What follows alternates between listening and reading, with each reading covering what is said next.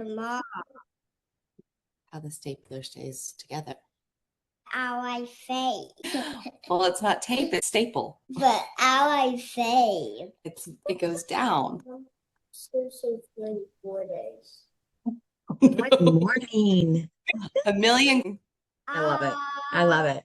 We count down for Halloween too. Just no, I guess not as the visual though, because he'll just say how many days. And then they say, well, like today it's September 28th. Halloween's October 31st. How many days is that? So we wanted to jump on here today, this morning, this beautiful Sunday morning, and talk about how we homeschool without grades. For me, that means no grades. Like I don't give A through F. I don't give tests. I don't say we're in a grade. And the reason why for my family and my children is that we believe that, and it's true, learning is limitless. And when we give it a grade, it takes away from the fact of being curious. It takes away that focus of just like being able to be curious and explore this world and focus on what their imagination and without limiting them. They're not focused on grades. They're also not focused on, well, if I'm in third grade, this is what a third grader should be doing. It allows them to learn at their own pace. Plus, it allows them that if they're capable of doing something higher, then why not explore that? Yeah. So Heather, you want to share what that looks like for you? I'll say I don't know if I've done a whole lot of thinking about it. I just do. So a bit of my background is that I was setting up to be a instructor in a university. And so and within arts. And so within arts, you do still have the A through F grade, but at the college level, it's more of a pass or fail kind of mindset. And I kind of got into that. It's either you're doing it or you're not. And that was what pass or failed meant to me, was you're either doing or you're not doing. And so I feel like I brought that into our homeschool. Was we're either going through the action and doing it, or not in a failed sense, but in a more of a that's not yet sense. So and we go through phases of where they're really heavily wanting to do math and they're talking about numbers all the time and they're wanting to make up their little tests and everything. And then bloop, the next day it's like, we're not talking about numbers. We don't do numbers. So 1 second. Hibachi, Hiachi. And with that, I will say I have noticed this past week, so it is correct. We also don't do formal curriculum or guided. So I don't buy structure or lesson plans. It's what they are interested in and we pour into it. And so spelling looks like, let's spell hibachi because we're talking about going to hibachi tonight. The other day, they were playing 99 Nights in the Forest, so our spelling word was fire horns. And I'm going, you never would think to spell fire horns, but No. here we are. So, and I think that if they are interested in it and it's something that they're engaged in, something that's happening to them in the moment, they pick it up and they learn it so much easier. It's not an effort. It's not the sit down at a school desk that I think of when I think of school. Right. Well, I agree with you because the thing is like when we just like dive into what they're interested in, they store it more. You know what I mean? They comprehend it better. They absorb it more because it's relatable to them.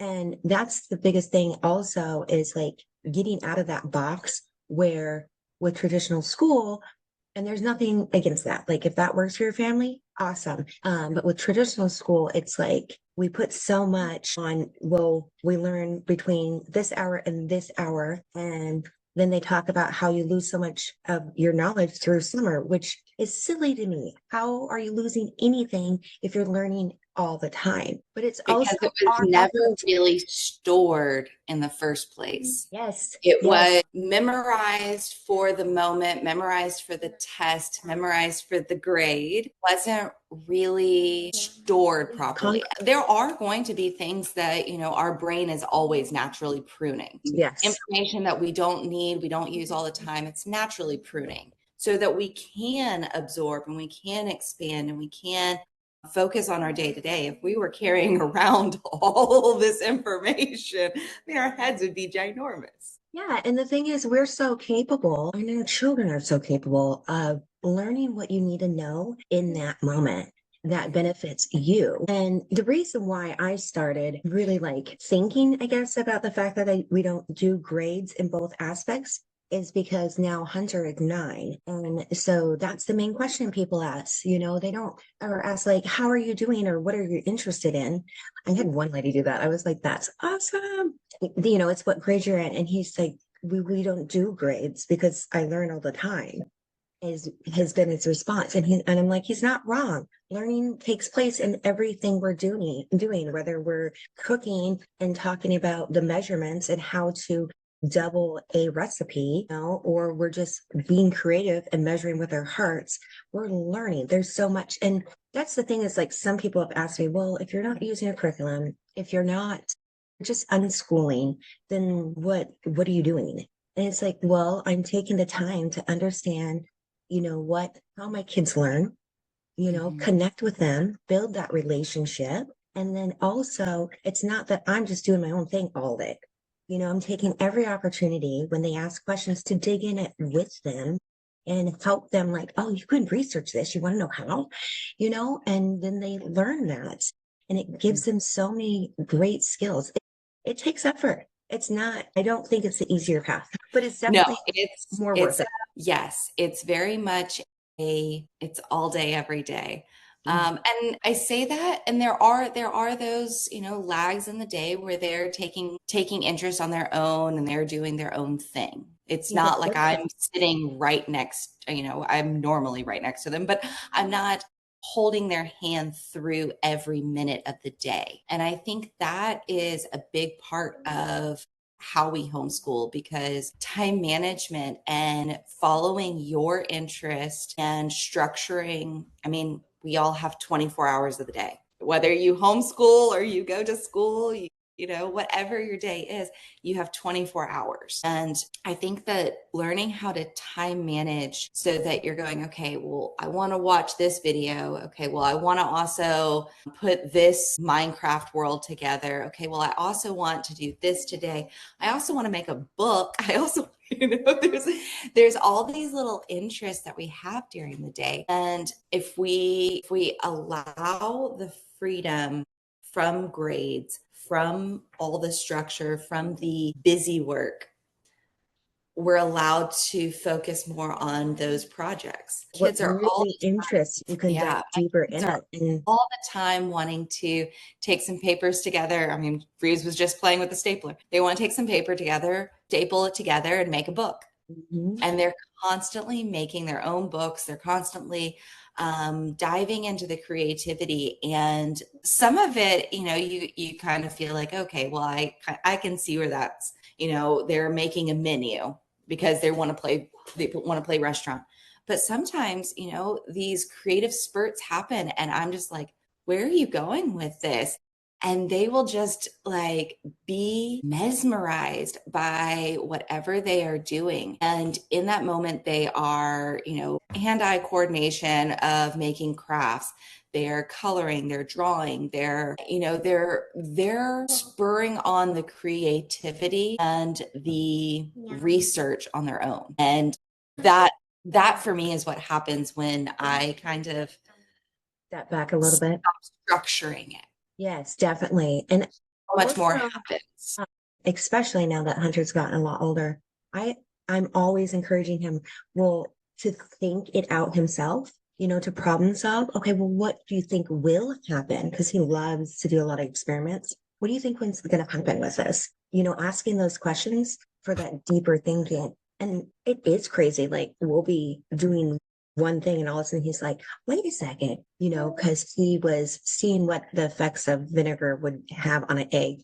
And he was telling me how it breaks down um, the calcium. And so the shell will go away. Now the egg bounces, right? And then, of course, now he's going on to other things. It's just amazing to to be able to allow that, that's, and we can't allow that. And we can allow them to go what interests them. And that's the thing is, even in all that, it might not from the outside look like they're doing much, but are, they're using all these skills, so Yes. And the skill of slowing down to process, I think that is really key. So instead of, him learning all this about eggs and enzymes and vinegar, and instead of him learning it for a test and, just kind of vomiting out information onto the paper and then moving on, he has that. And he's probably not talked much about it because his mind is processing it. His mind is going, okay, where can I connect that to next? Where can I go? And, it's not always that we're nonstop talking about what we're interested in. Sometimes we take a break from it. And then in a week later, and it's because we've slowed down and learned that first part that later on, he's going to be able to make connections and grow on that, because I remember doing that experiment and it led me to doing a science project about stomach enzymes and how the stomach breaks down. That's so it's so interesting. And see, that's the beauty. That's the beauty for me and my family to not put that pressure, like the pressure of grades in both aspects on them. I can just not even do that and be able to just focus on what they learn, what they need, build those relationships, allow them to explore without limits, and just, all the time. It's so funny to me because we get excited about summer because we love to swim and camp, So when people are like, are you excited about summer? Because, no more book work. And he's like, no, that never ends. But it's not the book work. It's the, just the learning. And because we don't do a curriculum. He does really like me to write out his math problems. And he asked that though, because it really interests him. And so, yes, I make sure that I take the time to do that.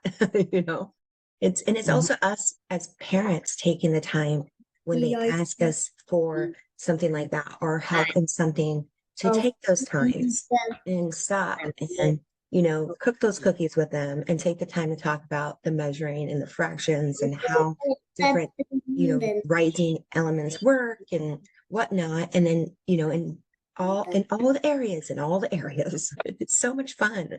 And it is when we kind of touch on time and relationship, and I want to pause on those because for me, I feel like those are really big ones that oftentimes get sped past when we have the time and we have the relationships. So when we have the time to slow down and do as our interest follows us, we're also building those relationships.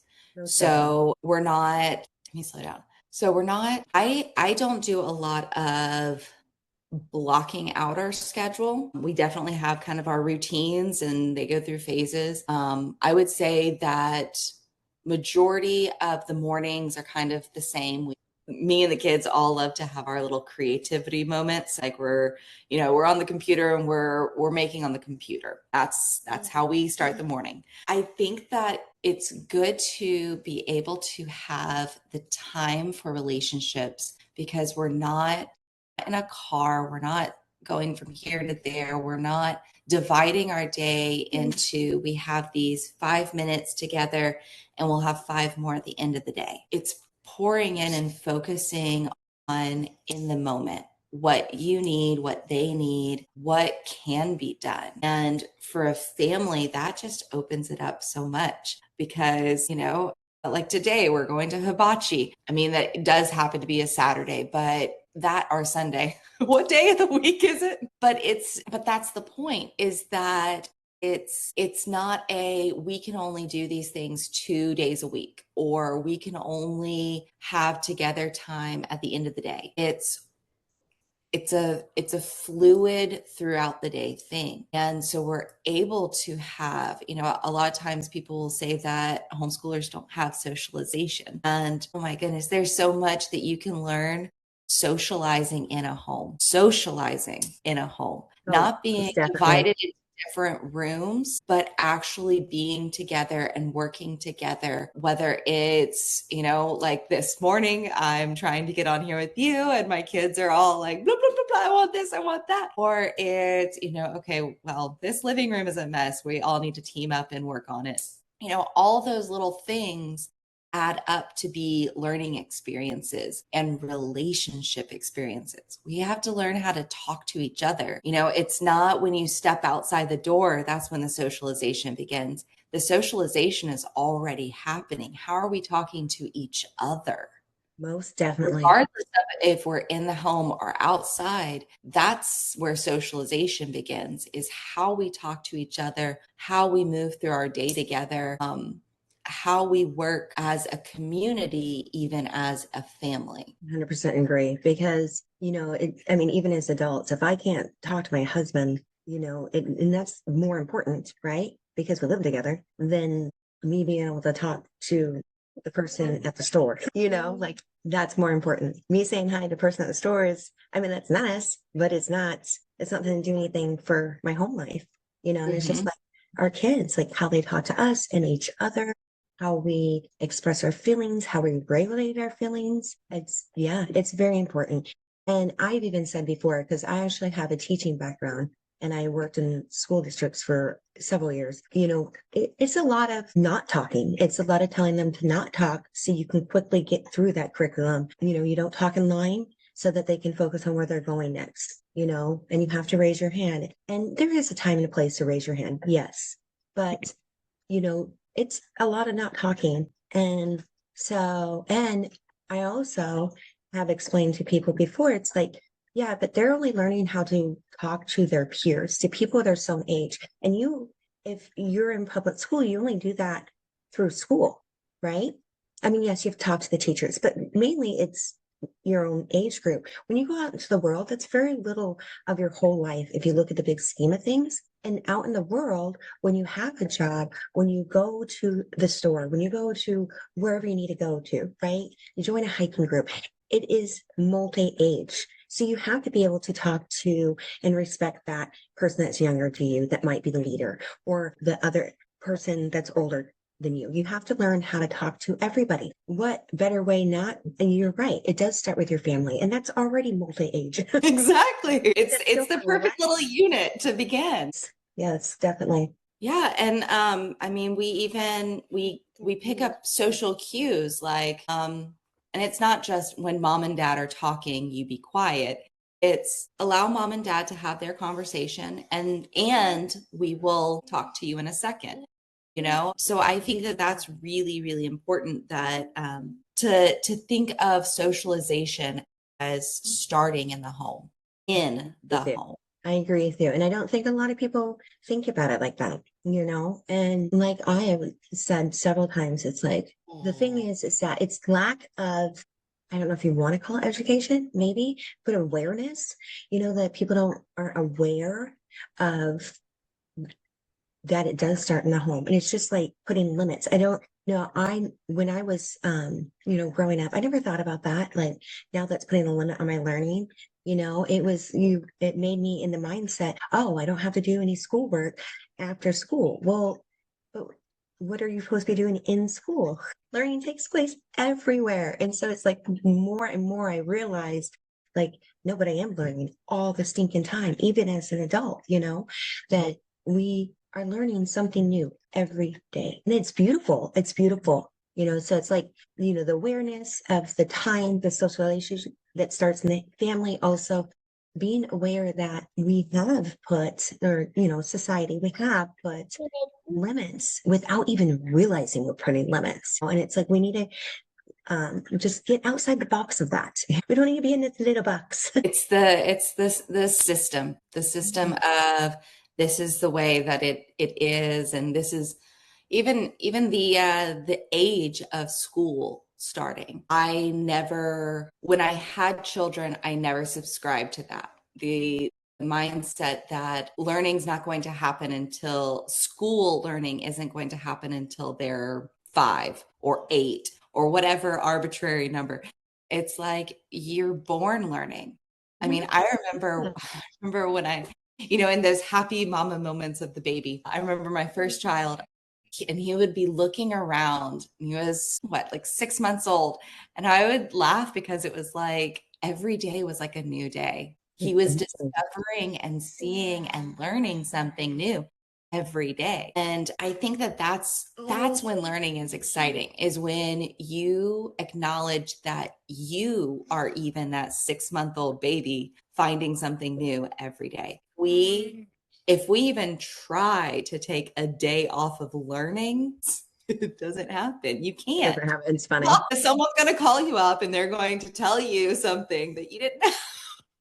It's so funny you bring that up, because I remember this lady sharing that she actually does that with her family on purpose to basically like re-incinerate that we do learn all the time. So one day a week they take a day off, or not a week, a year, and they call a no learning day. And at the end of the day, they reflect, what did you not learn today? Did you not learn? And I was like, sometimes you have to come back around and remind yourself that you are learning all the time. And it's so much fun. Yep. And it's so wonderful when you allow yourself to be that child and be in the learning process too. And I think that that's when the real joy all happens, is the side-by-side learning. The fact that they can teach you as much as you can teach them, and we're all going to find something new together. So it's that kind of excitement for me that I enjoy. I agree with that. I'm so glad we got to jump on here and discuss this morning. It's so fun. Hi, sweetie. Did you have anything else to share? When we were preparing for this, there was one, I don't know what you want to call it, but a thought that kept going through my mind. And we've talked about it a little bit, but lessons sink deeper when we learn them side by side. You're probably picking up on the vinegar and egg. There might have been something that you had kind of your brain had pruned off, and you're like, I don't really need this. But when Hunter started going through it, you're like, oh yeah, I remember this. And I think that's so true. The lessons just sink deeper when we learn them side by side. When we allow the life to teach us, when we come at it with that full interest and eager heart to learn. Yes, and being present. Yes, I agree with that. Most definitely. They're in there like, I want to create something mode. And that's a big, again, like sitting still. Kids, people, humans, all of us. We're not made to sit. No, we're made to move our bodies. Yes. And that was one thing Ruse and I were talking this week about, like the reasons why we walk. And one of them, like the first thing I said to her was, did you know that we have butts because we walk? Not to help us sit. Our butt is there because we can walk. Probably because you said butt. And, like so many, like our body functions better. Doing yard work and squatting, we learned that squatting helps our body, So I think it's neat when we can get fully into it. Full body, spirit, mind. Yes, I agree. I don't think I have anything else to share. I know the countdown is coming. Thank you so much. I enjoy these conversations. I do too.